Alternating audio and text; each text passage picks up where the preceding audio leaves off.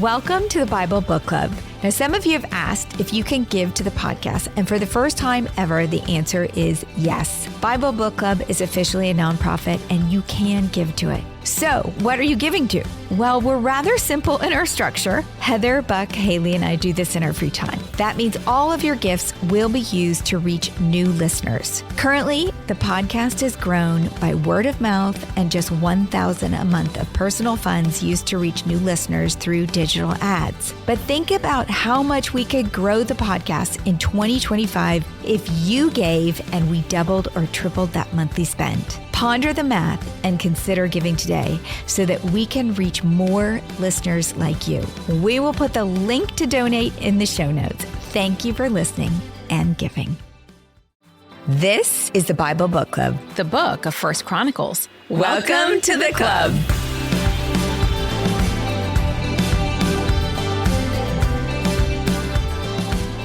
Last episode, in chapters 11 and 12, the author moved from the genealogies to the story of David. It's not a complete story, but it hits all the high points. The author's purpose is to remind the returned exiles that they still could hope in a messianic king from the line of David. So, of course, he paints David in the best light possible. The story began with all Israel anointing David king. And the phrase all Israel is repeated often. The author is determined to convince the returned exiles that they could and should be united one nation under God.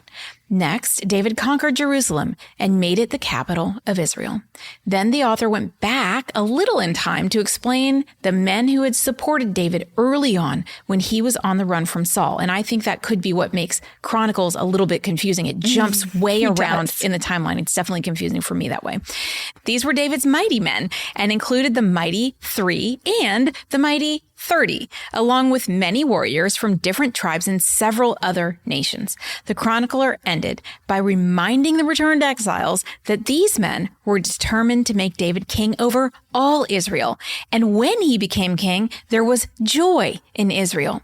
He is systematically building his case for the Abrahamic covenant, which promised that they would become a great nation, and the Davidic covenant, which promised that a Messiah would come from the line of David. So the chronicler is moving fast through David's reign, and his leadership is impressive. He has secured the unity of the people. He has created a capital for the United Kingdom of Israel. And true to his heart for the Lord, David's next move is to make Jerusalem Israel's center for worship. And that means David needs to move the ark to the capital. Scene 1. This is the story of David's first attempt to bring the ark to Jerusalem. Chapter 13. David conferred with each of his officers, the commanders of thousands and commanders of hundreds. He then said to the whole assembly of Israel, "If it seems good to you, and if it is the will of the Lord our God, let us send word far and wide to the rest of our people throughout the territories of Israel, and also to the priests and Levites who are with them in their towns and pasture lands, to come and join us. Let us bring the ark of our God back to us, for we did not inquire of it during the reign of Saul." The whole assembly agreed to do this because it seemed right to all the people. So this is a case of right motive, wrong method. David consults with his military leaders and proposes to bring the Ark of God to Jerusalem. He suggests gathering all the people of Israel for this important religious event, and everyone agrees it's the right thing to do. Now, the ark was the most important object in the tabernacle. It was not a super large item, but a box, only like 3.75 feet long by 2.5 feet wide by 2.5 feet high. The box had rings on it for poles. The poles were used to pick up and carry the ark without touching it, which was very important. There was to be no touching of the ark. The ark was the only object kept in the most holy place in the tabernacle. It contained the stone tablets created when God made a covenant with the people at Mount Sinai, which is why the ark is sometimes called the Ark of the Covenant. It also contained a jar of manna from the days of wilderness wandering, and it contained Aaron's rod. On top of the ark was the gold lid called the atonement cover or mercy seat. This is where the high priest atoned for the sins of all the people once a year. And on either side of the atonement cover were cherubim facing each other with wings outstretched. Between these cherubim is where God met with Israel. So the ark represented God's presence amongst them, and it was their means of atonement. It was the most important religious artifact in the whole tabernacle. Therefore, it really needed to be in Jerusalem, the new capital. Verse 5. So David assembled all Israel from the Shihor River in Egypt to Lebo Hamath to bring the ark of God from Kiriath Jearim. David and all Israel went to Baalah of Judah, Kiriath Jearim, to bring up from there the ark of God, the Lord, who is enthroned between the cherubim, the ark that is called by the name. They moved the ark of God from Abinadab's house on a new cart, with Uzzah and Ahio guiding it. David and all the Israelites were celebrating with all their might before God, with songs and with harps, lyres, timbrels, cymbals, and trumpets. So David and all Israel go to Kiriath Jearim to retrieve the ark from Abinadab's house. Why is the ark in someone's house? Well, let's review that. That was Saul's fault. In 1 Samuel 4, the Philistines destroyed the tabernacle and carried off the ark. When the Philistines captured the ark, God imposed plagues on the Philistines, forcing them to return the ark to Israel. However, when the ark arrived in Israel on a cart, the Israelites disrespectfully mishandled it and 70 of them died. In 1 Samuel 7, the people summoned the men of Kiriath Jearim to take the ark away. Which says this, so the men of Kiriath Jearim came and took up the ark of the Lord. They brought it to Abinadab's house on the hill and consecrated Eleazar, his son, to guard the ark of the Lord. The ark remained at Kiriath Jearim a long time, 20 years in all. So for 20 years during the rest of Saul's reign, the ark was stuck at Abinadab's house in Kiriath Jearim. The fact that the ark is in a home, not the tabernacle, not a temple, is deplorable. Of course, David wants to change that. The ark must have a home of its own. So David assigned Uzzah and Ahio, sons of Abinadab, to place the ark on a new cart. The procession becomes a joyous celebration with music and dancing. This is a big deal because most people have never seen the ark. And once it goes into a temple or another tent or wherever David's going to put it, they will never see it again because only the high priest was allowed in the most holy place. So when it was at Abinadab's house, were they going there to consult with God at all, or had they set up the rituals that they were supposed to be doing there? So there's no mention of that. However, they must have been somewhat respectful because he knew it was there. It wasn't like a loss. They didn't die or anything, but watch what happens next. Nobody's really doing what they're supposed to be doing. Yeah. Now back to our story in 1 Chronicles chapter 13, continuing in verse 9. When they came to the threshing floor of Kidon, Uzzah reached out his hand to steady the ark because the oxen stumbled.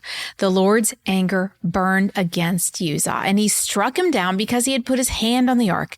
So he died before God. So poor Uzzah, he instinctively tried to protect the ark, but in so doing failed to obey the law.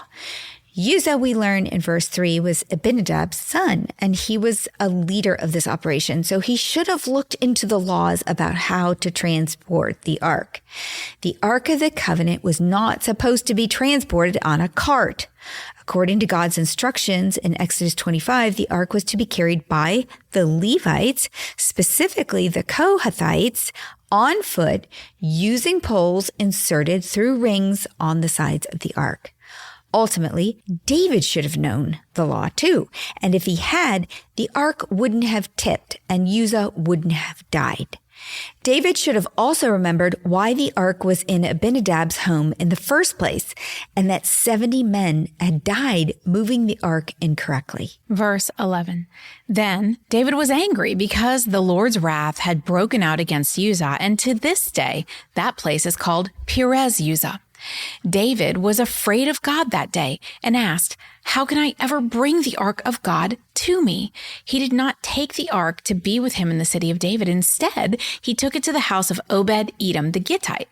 The ark of God remained with the family of Obed-Edom in his house for 3 months, and the Lord blessed his household and everything he had. So you can imagine they're having this big celebration. They're moving the ark. All the people are out to see it. And all of a sudden, the whole cart thing happens again. Yeah, disaster. And David's first reaction is anger. This was not Uzzah's fault. It was really his. And this little dark detail is only one of 2 failings of David's that the otherwise positive author of the book of 1 Chronicles allows. So the author clearly does not want anyone to die in the future for improper handling of the ark, or perhaps the real point he is making is about obedience. Because at the point of the Chronicles writing this, it's after the exile and return, and the ark is gone. It is no more. After the Babylonian conquest in 586 BC, when the temple was destroyed, the ark disappeared from historical records, leaving its fate a mystery. There are lots of theories on what became of the ark. It seems likely that the ark was either destroyed or perhaps hidden before the Babylonian invasion, as it is not listed among the items taken by the Babylonians in 2 Kings 25 by the soldiers. David's next reaction is fear. The ark is just too dangerous to move. So David places the ark in the house of Obed-Edom the Gittite, where it remains for 3 months. During this time, we can assume David took time to catch up on the rules for ark removal. Obed-Edom's household must have been quite respectful of the ark, for they are blessed for keeping it safe. Scene 2, David builds a palace and his family. Chapter 14. Now Hiram, king of Tyre, sent messengers to David, along with cedar logs, stonemasons, and carpenters to build a palace for him. And David knew that the Lord had established him as king over Israel, and that his kingdom had been highly exalted for the sake of his people Israel. In Jerusalem, David took more wives and became the father of more sons and daughters.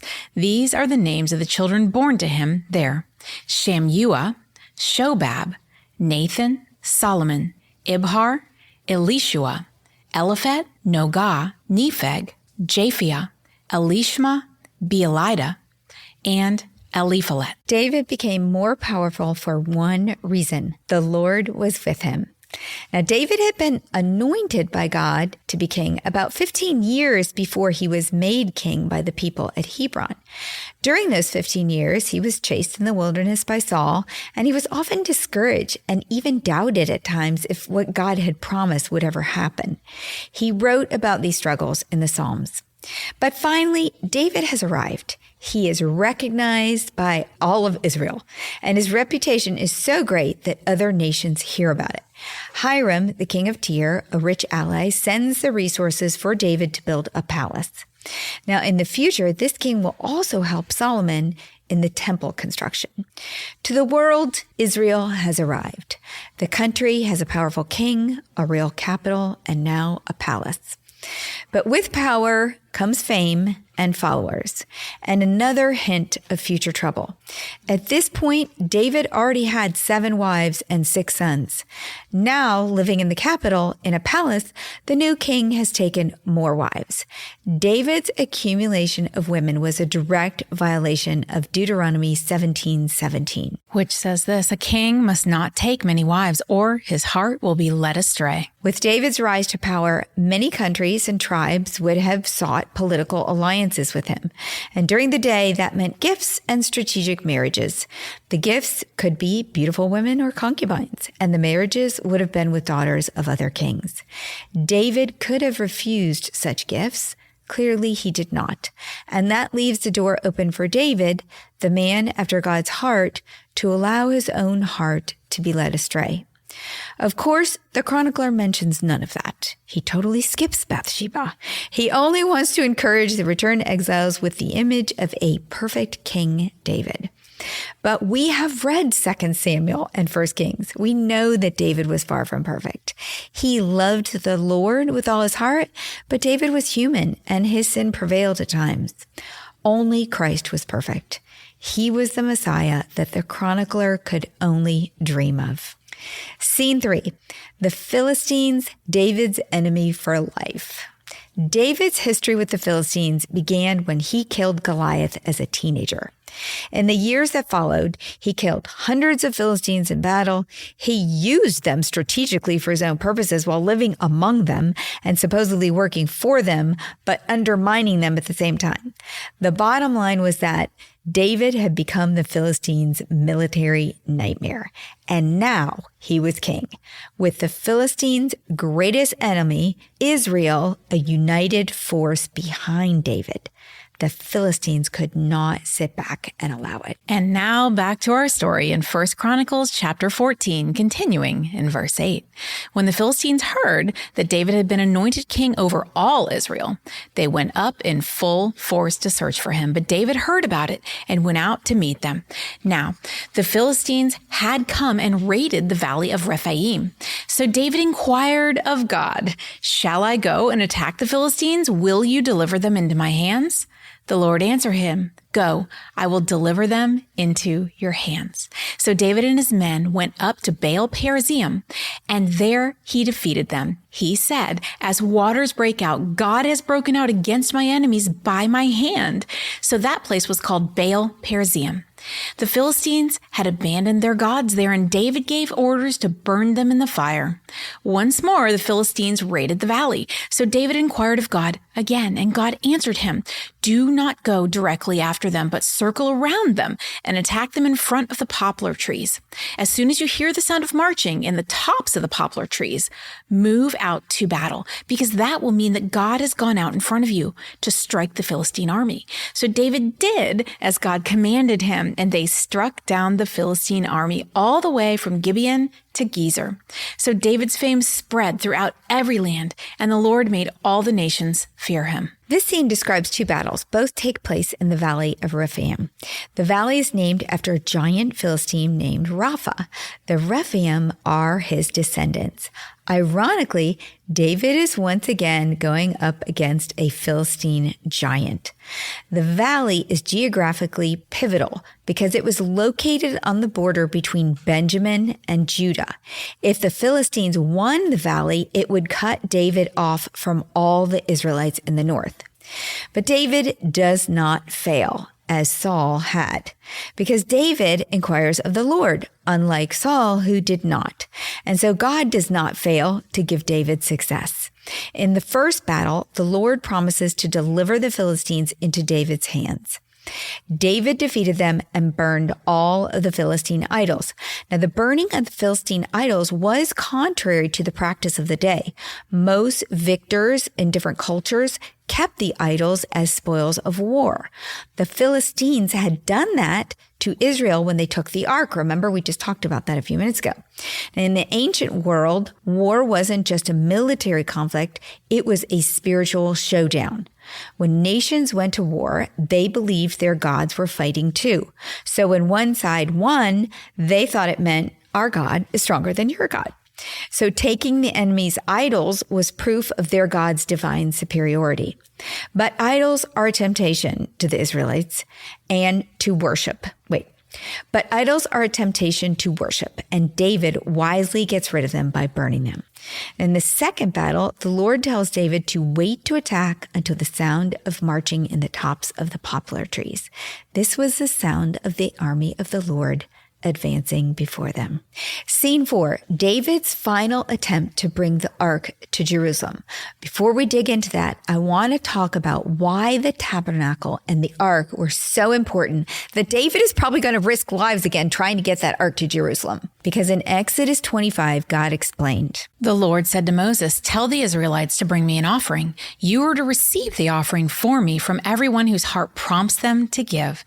These are the offerings you are to give from them: gold, silver, and bronze, blue, purple, and scarlet yarn, and fine linen, goat hair, ram skins dyed red, and another type of durable leather, acacia wood, olive oil for the light, spices for the anointing oil and for the fragrant incense, and onyx stones and other gems to be mounted on the ephod and breastpiece. Then have them make a sanctuary for me, and I will dwell among them. Make this tabernacle and all its furnishings exactly like the pattern I will show you.'" The purpose of the tabernacle was clear. It was a sacred place created so that God could dwell among them. Now, when God said that to Moses, it was the first time since the fall that God had said he wanted to dwell among them. God won't be with them in the tabernacle like he was in the garden. It'll be different, but it was a step toward a closer relationship with God for the Israelites. The tabernacle, this new meeting place with God, was designed to point back to the garden. It was important as a reminder that in the beginning, God had been present with man and that it was God's plan to get back to that kind of relationship. That is why the entire design of the tabernacle mirrored the design of Eden. In Genesis, God's design was Eden, a garden, and a tree of life within the garden. In the tabernacle, God's design was a courtyard, a holy place in the courtyard, and the most holy place in the holy place. God told Adam and Eve to work and take care of the garden in Genesis 2:15, and God told the priests to work and take care of the tabernacle in Numbers 3. Then Adam and Eve disobeyed and were exiled from the garden. God placed cherubim to guard the way back into the garden and the tree of life. In Exodus, God told Moses to place cherubim on the top of the ark, guarding the seat of God in between them. All of this, everything that God told Moses to create, pointed back to that place that ultimately everyone wanted to be, back in the garden. David's desire was to bring the ark and the presence of God to a place of honor in Israel, in Jerusalem. He just had to figure out the right way to do it. This time is going to be different because David has done his homework. And now on to the rest of the story in 1 Chronicles chapter 15. After David had constructed buildings for himself in the city of David, he prepared a place for the ark of God and pitched a tent for it. Then David said, "No one but the Levites may carry the ark of God, because the Lord chose them to carry the ark of the Lord and to minister before him forever." David assembled all Israel in Jerusalem to bring up the ark of the Lord to the place he had prepared for it. Okay, so David is ready. He prepared for the transfer. He built a place for the ark to reside, a tent. He stipulated who would carry it, and he got it right this time, Levites only. And he bravely assembled all Israel again. Verse 4, he called together the descendants of Aaron and the Levites. From the descendants of Kohath, Uriel, the leader, and 120 relatives. From the descendants of Merari, Asaiah, the leader, and 220 relatives. From the descendants of Gershon, Joel, the leader, and 130 relatives. From the descendants of Elizaphan, Shemaiah, the leader, and 200 relatives. From the descendants of Hebron, Eliel, the leader, and 80 relatives. From the descendants of Uzziel, Aminadab, the leader, and 112 relatives. Then David summoned Zadok and Abiathar, the priests, and Uriel, Asaiah, Joel, Shemaiah, Eliel, and Aminadab, the Levites. He said to them, "You are the heads of the Levitical families. You and your fellow Levites are to consecrate yourselves and bring up the ark of the Lord, the God of Israel, to the place I've prepared for it. It was because you, the Levites, did not bring it up the first time that the Lord our God broke out in anger against us. We did not inquire of him about how to do it in the prescribed way. So the priests and Levites consecrated themselves in order to bring up the ark of the Lord, the God of Israel. And the Levites carried the ark of the Lord with the poles on their shoulders, as Moses had commanded in accordance with the word of the Lord." What we love about David is he does make mistakes and he corrects them. He put the right people in charge, the priests, the descendants of Aaron specifically. He instructed the priests and the Levites to consecrate themselves. He acknowledged that he did not inquire of the Lord the proper way to move the ark in the last attempt. But gone is his fear, because with knowledge of God's word, he is confident the Lord will be with them. Verse 16, David told the leaders of the Levites to appoint their fellow Levites as musicians to make a joyful sound with musical instruments, lyres, harps, and cymbals.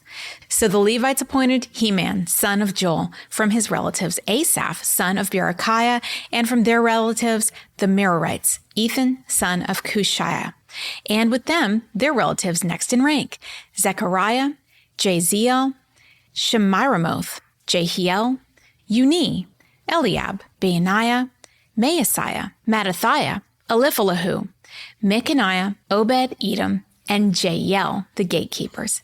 The musicians, Heman, Asaph, and Ethan, were to sound the bronze cymbals. Zechariah, Jaziel, Shemiramoth, Jehiel, Uni, Eliab, Maaseiah, and Benaiah were to play the lyres according to Alamoth. And Mattathiah, Eliphalihu, Mechaniah, Obed-Edom, Jael, and Azaziah were to play the harps, directing according to Sheminith. Kenaniah, the head Levite, was in charge of the singing. That was his responsibility because he was skillful at it. Berechiah and Elkanah were to be the doorkeepers for the ark. Shebaniah, Jehoshaphat, Nethanel, Amasai, Zechariah, Benaiah, and Eleazar the priests were to blow trumpets before the ark of God. Obed-Edom and Jehiah were also to be the doorkeepers for the ark. Finally, David prepared for the ark to be guided into place with a serenade of music that fostered a joyful atmosphere throughout the capital. Verse 25, so David and the elders of Israel and the commanders of units of 1,000 went to bring up the ark of the covenant of the Lord from the house of Obed-Edom with rejoicing, because God had helped the Levites who were carrying the ark of the covenant of the Lord. 7 bulls and 7 rams were sacrificed. Now David was clothed in a robe of fine linen, as were all of the Levites who were carrying the ark, and as were the musicians, and Kenaniah, who was in charge of the singing of the choirs. David also wore a linen ephod. So all Israel brought up the ark of the covenant of the Lord with shouts, with the sounding of ram's horns and trumpets, and of cymbals, and the playing of lyres and harps. As the ark of the covenant of the Lord was entering the city of David, Michal, daughter of Saul, watched from a window, and when she saw King David dancing and celebrating, she despised him in her heart. So we've talked about Michal in this story before, and she's Saul's daughter. She's David's first wife. They never had children. We don't know what the situation is there, but he's got a lot of other wives right now. And her father, Saul, is dead. So she may have just had a chip on her shoulder because God was pleased with David's efforts and he helped the Levites carrying the ark, which we can assume means that God made sure no one stumbled because it was executed flawlessly. Michal, however, is not pleased. She thinks it is unbefitting for a king to dance in celebration. God does not miss anything, and he knows the heart well. And he knows Michal's heart. In 2 Samuel 6:23, we got a lot more detail about what happened to her. When David returned home to bless his household, Michal, daughter of Saul, came out to meet him and said, "How the king of Israel has distinguished himself today, going around half naked in full view of the slave girls of his servants, as any vulgar fellow would." David said to Michal, "It was before the Lord who chose me rather than your father or anyone from his household when he appointed me ruler over the Lord's people Israel. I will celebrate before the Lord. I will become even more undignified than this, and I will be humiliated in my own eyes. But by these slave girls you spoke of, I will be held in honor." And Michal, daughter of Saul, had no children to the day of her death. Now, in David's defense, he was not naked. He had removed his royal clothing and was truly praising God with joy. He was praising more as a commoner. He was doing nothing wrong. He chose to worship as one of the people, as himself, and not as a king. It was an act of humility. And Michal, she may have loved David, we can guess, because she did kind of defend him a long time ago. But like her father, she had little regard for the ark and the presence of God. Remember, Saul kind of put the ark in a house for 20 years and forgot about it. Therefore, she could not enter into the joy of the occasion, and for this reason, she remained childless. So the chronicler began the story of David by swiftly going through Saul's unseemly death because there wasn't much to be said about Saul. He ended up caring more about himself than he did God. And here the chronicler ends with Saul's daughter kind of doing the exact same thing. She cares more about how her husband looks as a king instead of really recognizing that he is dancing before the Lord and he has found favor with the Lord because of his heart for the Lord. And he's acting like a commoner because before the Lord, he is humble. And she doesn't like that because she's like her father. She has a lot of pride. We've got merch. Great news! Bible Book Club sweatshirts are here, and they're only available while supplies last. So if you want to snag yours, go to BibleBookClubPodcast.com/store. They're only going to be available while supplies last, so hurry and get yours. And if you're enjoying the Bible Book Club, why don't you share it? And then you and all your friends can listen and discuss. New episodes drop every Monday.